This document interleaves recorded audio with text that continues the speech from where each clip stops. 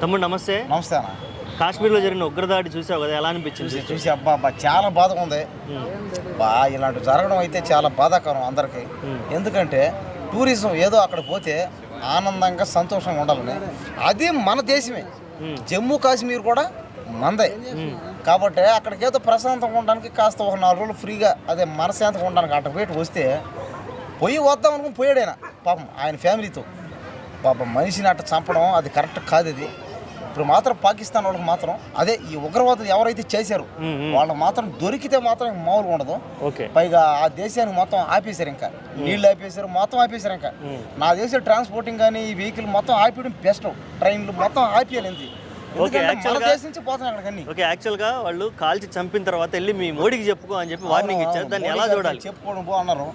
అప్పటికి మోడీ గారు వాళ్ళని అందరూ అంటే దేశంలోనే ఈ ప్రపంచంలోనే అందరూ బతకాలి, అందరూ హ్యాపీగా ఉండాలి, ఒకరికొకరు సహాయం చేసుకుంటే అన్నదమ్ముల్లో కలిసి ఉండాలని అని అంటాడు ఆయన. ఇప్పుడు అలాంటిది ఇలా చేయడం అయితే కరెక్ట్ కాదు. ఇది చూడండి, ఇంకా ముందు ఇంకా కరెక్ట్గా ఇంకొక నెల చాలంతే, ఇంకొక నెల రోజుల కల్లా పాకిస్తాన్ మొత్తం స్మాష్ అయిపోద్ది.